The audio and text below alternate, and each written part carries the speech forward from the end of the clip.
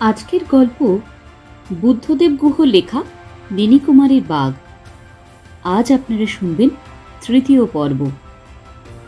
এতক্ষণ আপনারা শুনেছেন ওড়িশার সাম্যপানি গ্রামের ছোট রাজকুমারীর নাম নীনিকুমারী।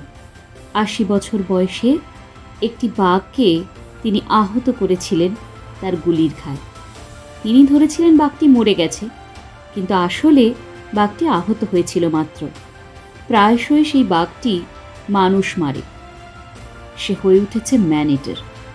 বহু শিকারী এসেও আজ অবধি তাকে মারতে পারেনি।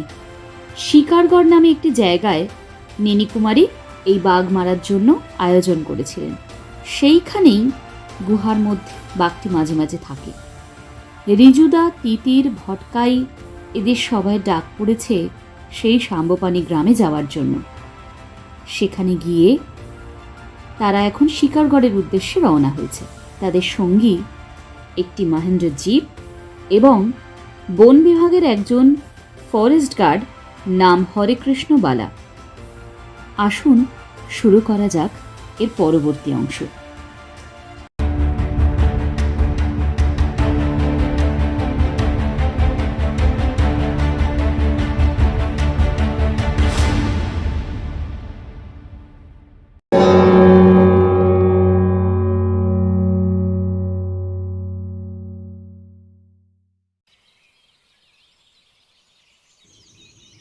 ভটকাইয়ের মুখে তখন ঠাট্টা ছিল না। জঙ্গল, পাহাড়, এই গ্রাম, নরখাদক বাঘের জান্তব অস্তিত্ব এবং সামনের রহস্যময় নিথর হয়ে যাওয়া শিকারগড়, এই সব কিছুরই প্রভাব ভটকাইয়ের ওপরে এরই মধ্যে বেশ গভীরভাবে পড়েছিল। আমি ভাবছিলাম, ঝিঙ্কুপানি গ্রামের মানুষেরা এই পাণ্ডববর্জিত জায়গাতে কিসের জন্য পড়ে আছে? চাষবাসের কোনো চিহ্নই তো দেখলাম না। খড়ের চালে দু একটা লাউ কুমড়ো গাছ, তাকে চাষ বলে না। এখানে চাষবাস হলে এতদিনে সর্ষে, বিড়ি ডাল, রাঙা আলু, তামাক পাতা এসব লাগানো হতো। হেমন্তর সকালে রোদে উজ্জ্বল দেখাতো তামাকের ক্ষেত। হরেকৃষ্ণবাবুকে রিজুদা কি আমার মনের কথাটাই শুধলো? উনি বললেন, এরা সব কাবাড়ি। কাবাড়ি মানে কাঠুরে। ওড়িশাতেও তো অন্য রাজ্যের মতোই ফরেস্ট কর্পোরেশন হয়ে গেছে। ফরেস্ট কর্পোরেশন হবার আগে এরা সবাই ঠিকাদারদেরই কাঠ কাটত। তাদের এক ক্যাম্প থেকে অন্য ক্যাম্পে চলে যেত, ভালো ঝর্ণা দেখে হাতি ও বাঘের চলাচলের পথ এড়িয়ে থাকতো সেখানে যতদিন না কাজ শেষ হতো। কোথাও সেগুন, কোথাও শাল, কোথাও হরজাই জঙ্গল, করম, কুসুম, গেন্ডুলি, সাজা, চার, হলুদ, জংলি, আম, আরও কত কাঠ। কাঠ কেটে পাহাড়ের ওপর থেকে বা নিচ থেকে গরুর গাড়িতে করে নিয়ে এসে ঠিকাদারদের বানানো পথের পাশে গাদা দিয়ে রাখত। তারপর সেখান থেকে ট্রাকে করে ঠিকাদারেরা নিয়ে যেত সেই সব কাঠ করাত কলে, কাঠগুলায়। বামরা, ভুবনেশ্বর, কটক, রায়রঙ্গপুর, বারিপাতা, চেকনকাল, অঙ্গুল এবং আরও কত বিভিন্ন জায়গাতে মহাজনেরা সেখান থেকে নিলামে কাঠ কিনে নিয়ে আবার চালান করত কলকাতা, দিল্লি, বম্বে, পাটনা, মাদ্রাজে, কোথায় না কোথায়।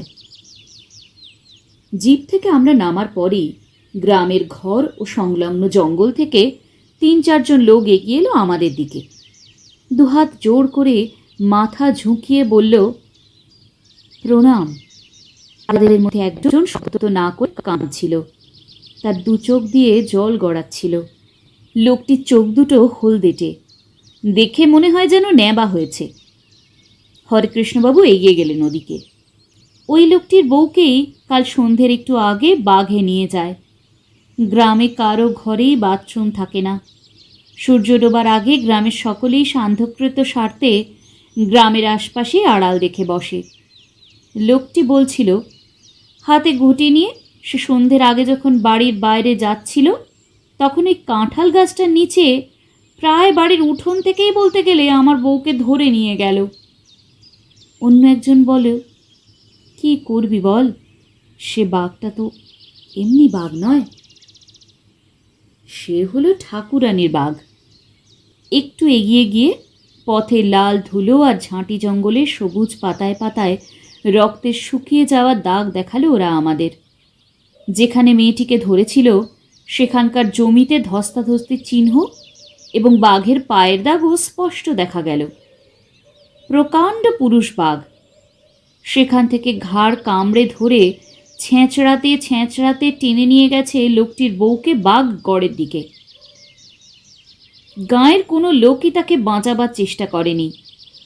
কাল সন্ধ্যের মুখে তাকে বাঘের হাতে বাঁচাবার চেষ্টার কথা ছেড়েই দিলাম। সকালবেলাতেও কেউই যেদিকে বাঘটি মেয়েটিকে নিয়ে গেছে সেদিকে যায়নি। শুধু তাই নয়, যায়নি বলে কারো কোনো অপরাধবোধ নেই, যেন না যাওয়াটাই স্বাভাবিক। অথচ বউটির শরীরের যে কোনো একটি অংশ অন্তত পাওয়া দরকার দাহ করার জন্য। যাতে হিন্দু এরা সকলেই। হিন্দুর মৃতদেহ, অন্তত মৃতদেহের কোনো অংশও দাহ না করা গেলে তো সৎকার হবে না, আত্মা মুক্ত হবে না। আর মানুষ খেকো বাঘের হাতে যেসব মানুষের প্রাণ যায়, অপঘাতে মৃত্যু হয়, তারা ভূতপ্রেত হয়ে রয়ে যায় এমনই বিশ্বাস করে এরা। রেজুদার কাছে শুনেছিলাম যে ওড়িশার কালাহান্ডি জেলার গভীর বন পাহাড়ের লোকেরা বিশ্বাস করে যে মানুষকে খুব বাঘের হাতে মৃত্যু হলে সেই মানুষ বাঘডুম্বা বলে একরকম ভূত হয়ে যায়। রাত বিরেতে গাছের মগডাল থেকে তাবড় তাবড় সাহসী লোকেদেরও হাট ফেল করিয়ে কিরিকিরি কিরিকিরি ধুপধুপ ধুপধুপ করে চেঁচিয়ে ওঠে নাকি। এদিকে সময় নেই। তখন 9:30 বাজে ঘুরিতে। বালাবাবু আর ভটকাইকে রিজুদা এই গ্রামেই থাকতে বলে আমাকে সঙ্গে নিয়ে এগোলো। বালাবাবু গ্রামের লোকেদের একজনকে আমাদের সঙ্গে যেতে বললেন, কিন্তু আশ্চর্য, কেউই রাজি হলো না। একজনও নয়, এমনকি যার স্ত্রী বাঘের পেটে গেছে সেও নয়। অথচ এরা কেউই তেমন ভীতু নয়। তাই ভারী অবাক হলাম আমি। মানুষের স্নায়ু কতখানি অত্যাচারিত হলে ভয় মানুষের মজ্জার কত গভীরে সেঁধিয়ে গেলেই যে ওই সব অসম সাহসী মানুষেরাও এমন লজ্জাকর অবস্থাতে নিজেদের নামিয়ে আনতে পারে তা অনুমান করতে পারি। রিজুদা মাথার টুপিটা চেপে বসিয়ে নিল। তারপর অলিভ গ্রিন বুশশার্টের সাইড পকেট থেকে বের করে 2 ঝকঝকে সফট নোজড বুলেট ভরে নিজের রাইফেলটা লোড করে নিয়ে আমাকে বলল, ব্যারেলে 1টা আর 2টো ম্যাগাজিনে রাখ গুলি। মিছিমিছি সব গুলি ম্যাগাজিনে ভর্তি করে রাইফেলটাকে ভারী করিস না। তারপর এগোবার ঠিক আগে একবার হাত ঘড়ি দেখে বালাবাবুকে বলল, তোমরা 1টা অবধি আমাদের জন্য অপেক্ষা করবে। হরে কৃষ্ণ, তোমাকে আমি তুমিই বলছি, আশা করি কিছু মনে করবে না। বালাবাবু বললেন, না না, খুশি হব স্যার। 1টার মধ্যেও আমরা না ফিরলে বা আমাদের গুলির আওয়াজ না শুনলে তোমরা বাংলোয় ফিরে যাবে। তারপর খাওয়া দাওয়া করে আমাদের জন্য কিছু খাবার ও জলের 2টো বোতল নিয়ে এখানেই ফিরে এসে আবার অপেক্ষা করবে। যদি সন্ধ্যের মধ্যেও আমরা না ফিরি তাহলে তোমরা আবার বাংলোতে ফিরে যাবে। একটু থেমে ভটকাইকে বলল, শুনেছিস তো, সন্ধ্যের আগেই ভালো করে দরজা জানালা বন্ধ করে বাইরের বারান্দাতে একটা লণ্ঠন জেলে রেখে শুয়ে পড়বে রাতের খাওয়া দাওয়া করে নিয়ে। আর আমরা যদি রাতেও বাংলোতে না ফিরি তো কাল সকালে আবারও এখানে আসবে। ভটকাই অত্যন্ত আতঙ্কিত গলায় বলল, জিপ তো আমরা নিয়ে যাব, অন্ধকার রাতে বাংলোয় হেঁটে ফিরবে কি করে? রিজুদা বলল, তা নিয়ে তোর চিন্তা নেই। বালাবাবু আর ভটকাই কি একটা বলতে গেল প্রতিবাদ করে একই সঙ্গে। রিজুদা ঠোঁটে আঙুল দিয়ে ওকে চুপ করতে বলে জিপটা দেখালো আঙুল দিয়ে, মানে ইশারা করলো জিপে গিয়ে বসতে। ভটকাই দৌড়ে জিপে গিয়ে ওয়াটার বটলটা নিয়ে এলো। রিজুদা হাত নেড়ে মানা করল। মানুষ খেকো বাঘের বা চিতার মোকাবিলা করার সময় নিজেকে যতখানি সম্ভব হালকা রাখার চেষ্টা করল রিজুদা। গুলি, রাইফেল, পাইপ এবং টোব্যাকো ছাড়া সঙ্গে আর কিছুই থাকে না। আমার গলার সঙ্গে ঝোলানো থাকে রেজুদার জাইসের বাইনোকুলারটি আর রাইফেল, গুলি। ব্যাস, আমরা দুজনে আস্তে আস্তে এগোতে লাগলাম মানে চড়াই উঠতে লাগলাম, খুবই আস্তে আস্তে, আগে পিছনে নয়, পাশাপাশি। এখন এমন সময় রিজুদার চোয়াল দুটি শক্ত হয়ে ওঠে। সব সময় হাসি ঠাট্টা করা যে মানুষকে আমি খুব কাছ থেকে জানি, তার সঙ্গে এই মানুষটার কিছু মাত্রই মিল থাকে না। আর কিছু দূর এগোতেই মনে হলো যেন কবরস্থানে এসে পৌঁছেছি, যেন কোনো শ্মশানডেরি। কোনো প্রাণীর সাড়া তো নেই, এমনকি গাছপালা, মাটি, পাথর তারাও যেন মৃত। ঠান্ডা, হেমন্তের রোদেও উষ্ণতা নেই কোনোখানেই। আমরা এক পা করে এগোচ্ছি। 50 মিটার মতো যাবার পর হঠাৎই আমার সামনের একটা পুটুসের ঝোপের বাইরের দিকে রক্তের দাগ দেখা গেল। শুকিয়ে রয়েছে। তারপরই একটি লাল পেটে শাড়ির রক্তমাখা অংশ। দাঁড়িয়ে পড়ে শেষ দিলাম বুলবুলির মতো, রিজুদার দৃষ্টি আকর্ষণ করার জন্য। রিজুদার শীষ শুনে এগিয়ে তাকাতেই থুতনি তুলে ইশারা করলাম এবং এগিয়ে গিয়ে জায়গাটাতে দাঁড়ালাম। রিজুদাও আস্তে আস্তে এক পা করে এগিয়ে এসে দাঁড়ালো আমার পাশে। পরক্ষণেই একটা বনমোরগ ডান দিকের বেজাত গাছের ঝুপড়ি থেকে হঠাৎই ভয় পেয়ে মুখে কোঁকর কোঁকর করে আওয়াজ করতে করতে আর ডানাতে ভর ভর করে আওয়াজ করতে করতে উড়ে গেল ডাইনের শিকারগড়ের সীমানার ডান প্রান্তের দেওয়ালের দিকে। এবং পরক্ষণেই আমাদের দুজনের চোখ একই সঙ্গে পড়লেও সাদা শাঁখা আর লাল গালার চুড়ি পরা একটি ফর্সা হাতের দিকে। কোনোই থেকে হাতটি যেন কেউ ইলেকট্রিক কড়াতে কেটেছে, এমনই পরিচ্ছন্নভাবে কাটা সেটি। কোনো মেয়ের হাত। হাতের পাশেই একটা সবুজ রঙা কাঁচের চুড়ি ভেঙে রয়েছে। রিজুদা রাইফেল কাঁধে তুলে নিল, আমিও। দুজনেরই বুড়ো আঙুল সেফটি ক্যাচে এবং তর্জনী ট্রিগার গার্ডের ওপরে। খুবই সাবধানে সেই হাতটাকে ছাড়িয়ে আমরা এগোলাম। কনুইয়ের একটু ওপরে, যেখান থেকে হাতটিকে কাটা হয়েছে এক কামড়ে, সেইখানে রক্ত শুকিয়ে গিয়ে বাদামি রঙা হয়ে গেছে। মেয়েটির হাতের আঙুলগুলি ভারী সুন্দর। এমন যার আঙুল, সে নিশ্চয়ই ভালো আলপনা দিত বা ছবি আঁকত। অনাদি আমার কবিতা নিশ্চয়ই লিখল। বমি বমি পেল ভীষণ। আর তক্ষুনি শিকরগড় পাহাড়ের ডান দিকে গভীর জঙ্গলে ভরা উপত্যকার গড়ানো আঁচলের সবুজ প্রান্তরের শেষে একটি কোটরা হরিণ পাগলের মতো ডেকে উঠল। ডাকতে ডাকতে দৌড়ে যেতে লাগলো নদীর এদিকের পাড় বরাবর। আশাভঙ্গ রিজুদা একটা বড় পাথরের চাঁইয়ের ওপরে বসে রাইফেলটা পাশে রেখে পাইপটা ধরালো। আমাকে বলল, আজকের চান্সটা মিস করলাম আমরা। কি করে বুঝলে? কোটরাটার ডাক শুনলি না? বাঘ এখানেই ছিল। আমাদের আসতে দেখে অথবা আওয়াজ শুনেই সরে যায়। সরে যাওয়া মাত্রই মোরগটা বাঘকে দেখতে পেয়ে ডেকে ওঠে। কতটুকু সময়ের মধ্যে বাঘটা কতখানি দূরত্ব নিঃশব্দে অতিক্রম করলো দেখলি তা? সে নিশ্চয়ই অনেকখানি নিচে চলে গেছে, নইলে কোটরাটা তাকে দেখতে পেয়ে হিস্টেরিয়া রোগীর মতো চেঁচাতো না। বলেই বলল, আমার কিন্তু মনে হয় না যে এই বাঘের সামনের পায়ের ডান কবজি বা পাঞ্জার ওপরের হাড় একেবারেই ভাঙা। একেবারেই ভাঙা থাকলে তার গতি এতখানি দ্রুত হতো না। না, তা হতেই পারে না। রিজুদা বলল, এদিকে ওদিকে খুঁজে দেখ, সম্ভাব্য জায়গায় লাশের কোনো অন্য অংশ দেখা যেতে পারে। নিরুপায় হয়েই বললাম, রিজুদা, আমার গা গোলাচ্ছে। মার খাবি তুই, যা বললাম কর। কাছের মোরগের আর দূরের কোটরার চকিত ভীত পিলে চমকানো অ্যালসেশিয়ান কুকুরের মতো ডাক শুনে না হয় জ্যোতিষীর মতোই বলে দিতে পারে রিজুদা যে বাঘ চলে গেল।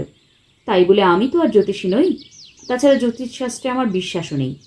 তাই আমার মোটেই পেত্তয় হলো না যে সাংঘাতিক মানুষ খেকো বাঘ, যার হাতে ছেঁড়া সুন্দর হাতখানি একটু আগেই ঝোপের নিচে দেখে এলাম, সে এই পাড়া ছেড়ে সত্যিই চলে গেছে। প্রমাণ নেই কোনো, কিন্তু মন বলল। তাই রাইফেলটাকে বাহু আর কাঁধের সংযোগস্থলে তুলে রেখেই এগোলাম। একটু এগোতেই একটা জায়গা থেকে মনে হলো এরই আশেপাশে বাঘ ছিল। বনে জঙ্গলে এরকম অনেক ব্যাখ্যাহীন মনে হওয়ার ব্যাপার ঘটে। যারা জানেন তারা আমার কথা মানবেন। এদিকে কোথাওই পরিষ্কার মাটি বা ধুলো নেই যে বাঘের পায়ের চিহ্ন পরিষ্কার দেখা যাবে। তেমন জায়গা হয়তো আছে, কিন্তু এখনো চোখে পড়েনি আমাদের। কিন্তু এতখানি চড়াইয়ের পথ আমরা কচ্ছিত রক্ত এবং ঘষ্টানোর দাগ দেখে দেখে এগিয়েছি। পরিষ্কার চিহ্ন দেখা গেলে মিনিকুমারীর বাঘ আদৌ অশক্ত কিনা, অথবা সত্যিই কতখানি অশক্ত, তা বোঝা যেত কিছুটা। রিজুদা সবসময় বলে, কখনো পরের মুখে ঝাল খাস না। এসব ব্যাপারে তো নয়ই। 10 জনের কাছে শোনা কথাও নিজে না দেখে বা না শুনে কখনো মেনে নিবি না। গল্প গাথাতে আর সত্যে অনেকই তফাৎ থাকে, বিশেষ করে বনে জঙ্গলে। সামনেই মস্ত একটা চাঁড় গাছ। চিরঞ্জি দানাও বলে চাঁড়কে বিহারি। এর ওড়িয়া নাম জানি না। গাছটা উঠেছে একটা পাথরের চাঁইয়ের জগা খিচুড়ি থেকে। পূর্ব আফ্রিকার সেরেঙ্গেটি প্লেইন্সে এমন রক আউটক্রপকে বলে কোবজে। সিংহের আড্ডাখানা সে সব জায়গাতে। বড় কালো পাথরের স্তূপের মতো হঠাৎই মাঠে ফুঁড়ে ওরা পাথরের খিচুড়ি। এইটি দেখতে সেই রকমই প্রায়। তফাতে এই যে এটির মধ্যে একটি অগভীর গুহা, মধ্যপ্রদেশের ভীমবৈঠাকাতে যেমন আছে। খুবই ছায়াছন্ন জায়গাটা। পাহাড়ের ফাটল দিয়ে বয়ে যাওয়া একটি তীর তীরে ঝর্ণা গেছে ছায়ায় ছায়ায়। স্যাঁতস্যাঁতে হয়ে আছে জায়গাটা, এবং রৌদ্রালোকিত জায়গা থেকে অনেকটাই বেশি ঠান্ডা। নিজেকে এবং অন্যকে লুকিয়ে রাখার পক্ষে অতি চমৎকার জায়গা। চোখের আড়ালে বসে একজোড়া রক পিজিয়ন ডাকছে, খুব সাবধানে একটু একটু করে এগোতে লাগলাম ওই দিকে। সেই গুহামতো জায়গাটিতে পৌঁছবার আগে একটি বাঁ দিকে চেপে গেলাম। রিজুদার ওপরে রাগ হচ্ছিল খুব। এই সাংঘাতিক বাঘের ব্রেকফাস্ট বানিয়ে আমাকে ছেড়ে দিয়ে নিজে পাইপ খাচ্ছে রাজার মতন। একটুও কমন সেন্স নেই রিজুদার। সাহস ভালো, দুঃসাহস ভালো নয়। আর দুঃসাহস থাকলেও তার নিজের আত্মহত্যার কাজে লাগানোই ভালো। পরস্য পরকে বাঘে খাওয়ানোর জন্য ব্যবহার করা অত্যন্তই অনৈতিক কাজ। এবার নিচু হয়ে একটা ছোট্ট পাথর ছুঁড়ে দিলাম গুহামুখের দিকে। খটাং করে আওয়াজ তুলেই পাথরটা গুহার ভিতরে গিয়ে থিতু হলো, এবং সঙ্গে সঙ্গেই চাঁড় গাছের ছায়াচন্ন জায়গাটার পাথুরে খিচুড়ির নৈশব্দ শব্দতর হয়ে গেল। এক পা করে এগোতে লাগলাম গুহার দিকে। এই গুহা কিন্তু গুহা বলতে আমরা সচরাচর যা বুঝি সেরকম একেবারেই নয়। মানে গভীর তো নয়ই, সুড়ঙ্গের মতোও নয়। একে গুহা না বলে প্রস্তরাশ্রয় বা রক শেল্টারই বলা ভালো। ভীম বৈঠকাতে এরকম অসংখ্য প্রস্তরাশ্রয়ের ভিতরে ভিতরেই আদিম মানুষদের আঁকা নানা রকম গুহাচিত্র আছে। গুহামুখে পৌঁছেই চমকে গেলাম না বলে আঁতকে উঠলাম বলাই ভালো। সেই লাল পাট ছেঁড়া শাড়িটির আরও কিছুটা, রক্তমাখা চিবানো হাড়গোড়, মানুষের মেয়ের হাড়গোড়। ইহ বাবা! এবং একটি করটি, তার গায়ে মাংস লেগে আছে, এবং একটি মাত্র চোখ চেয়ে আছে আমার দিকে হাঁ করে। কর্তিত কঙ্কালের সেই কুৎসিত করটি থেকে মানুষ খেকো বাঘের উপস্থিতির কথা বেমালুম ভুলে গিয়ে আমি চিৎকার করে ডাকলাম, রিজুদা! ডেকেই গুহামুখের পাশের একটি পাথরে বসে অন্যদিকে মুখ ফিরিয়ে থাকলাম, যাতে এদিকে আর দেখতে না হয়। হঠাৎ আমার ওই চিৎকারে চমকে উঠে রক পিজিয়নের দলটি শক্ত ডানা ফটফটিয়ে উড়ে গেল।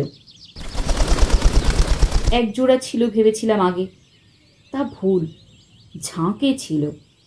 আশ্বাস ভরা রিজুদা মুহূর্তের মধ্যে রাইফেল রেডি পজিশনে ধরে লাফাতে লাফাতে উদিত হলো। উত্তর মেরুর স্বাগতম সূর্যেরই মতো বলল, কোথায়? আমি গুহার দিকে আঙুল তুললাম। রিজুদা গুহামুখে গিয়ে দারুণ বিরক্তি ভরা চোখে আমার দিকে তাকালো। বলল, স্টুপিড! আমি খুবই আহত হইলাম। বললাম, ওই দৃশ্যে তুমি ভয় পেতে না? না, আমি ভেবেছিলাম বাঘ বুঝি তোকে ধরেই ফেলেছে। ভবিষ্যতে কখনো এরম করিস না আর। রাখালের পালে বাঘ পড়ার গল্পের মতো হবে তাহলে কোনোদিন। তোর সত্যি বিপদেও আমি ভাববো না গেলেও চলে। বলেই বলল, যা, দৌড়ে যা। পাইপটা পাথরের ওপরেই পড়ে রইল, হারিয়ে যাবে এক্ষুনি না তুলে আনলে। তোর সেন্স নেই কোনো। মনমরা এবং আতঙ্কিত অবস্থাতেই আমি যখন রিজুদার পাইপ হাতে করে এখানে ফিরলাম, দেখি রিজুদার রাইফেলটাকে আমি যে পাথরে বসেছিলাম তার গায়ে শুইয়ে রেখে ওই করটির প্যাট প্যাট করে তাকিয়ে থাকা চোখটির প্রায় গা ঘেঁষেই বসে নিচের উপত্যকার দিকে চেয়ে আছে। দেখেই গা ঘিন ঘিন করে উঠল। মানুষটার ভয় নেই না হয় মানলাম, কিন্তু ঘৃণা বৃত্তি তাও কি নেই কোনো? পাইপটা হাতে দিতেই বলল, বস পাশে। খুব রেগে গেছিলাম, বসলাম না তাই। আমার মুখের দিকে চেয়ে বলল, দেখ। রিজুদার চোখে অনুসরণ করে দেখি এক আশ্চর্য দৃশ্য। এই প্রস্তরাশ্রয় যেন কোনো দুর্বিঘ্নেরই চোখ। অন্ধকার ঘরের দরজার ফাঁক ফোকর দিয়ে দূরের আলোকিত কোনো ঘর বা বারান্দা যেমন স্পষ্ট দেখা যায়, সামনে ঢালু হয়ে নেমে যাওয়া পাহাড়, বন এবং উপত্যকা তেমনই দেখাচ্ছে। এমনকি নদী এবং নদীর ওপারে আবারও চড়াইতে উঠে যাওয়া গভীর বনাবৃত ধোঁয়া ধোঁয়া পাহাড় শ্রেণী, সব কিছুই চমৎকার দেখা যাচ্ছে।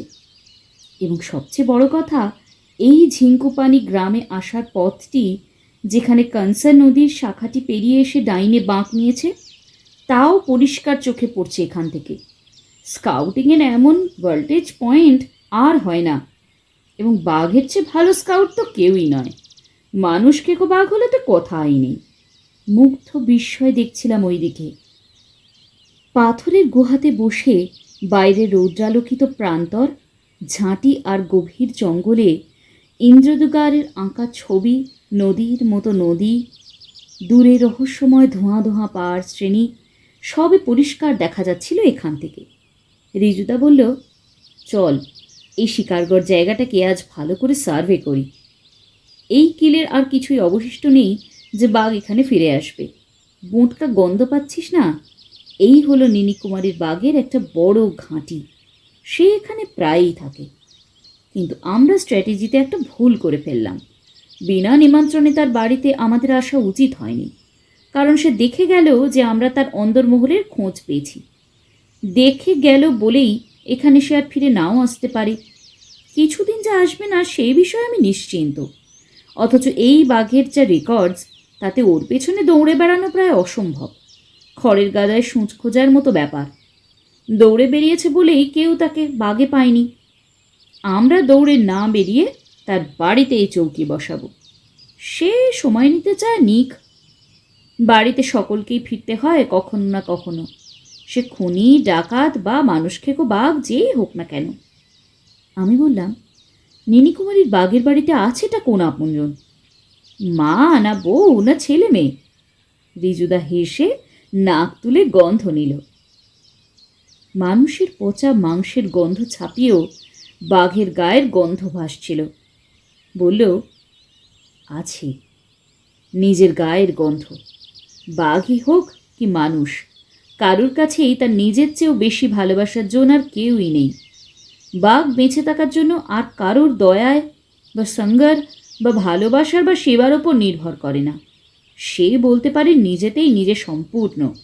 নিজের গায়ের গন্ধ নিতে সে আবার ফিরে আসবে, দেখিস। বলি উঠে পড়ে বলল, চল। আমরা ওই জায়গাটা ছেড়ে আসার আগে গাছটার দিকে ভালো করে চাইলাম নিচ থেকে।